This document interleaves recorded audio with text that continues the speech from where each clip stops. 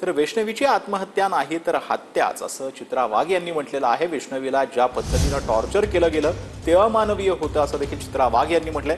राजेंद्र हगवणे कुठल्याही पक्षाचा असू दे, वैष्णवीला न्याय देणार असा ठाम विश्वास देखील यावेळेला चित्रा वाघ यांनी व्यक्त केला।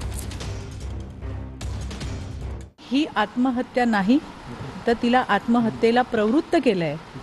ज्या पद्धतीने तिच्या शरीरावरती खुणा होत्या मारायच्या, तिचे वडील आणि आई सांगत असताना अक्षरशः हृदय असं पिळवटून निघत होतं, डोळ्यातनं पाणी येत होतं की एका मुलीला तळहाताच्या फोडासारखं वाढवतात आणि लग्न करून दिल्यानंतर तिच्यावर थुकतात, तिला मारहाण करतात, तिचे केस उपटतात।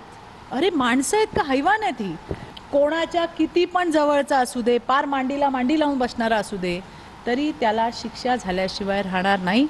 वैष्णवीला न्याय मिळेपर्यंत आम्ही त्याचा फॉलोअप करू। ही या महाराष्ट्राची मुलगी आहे।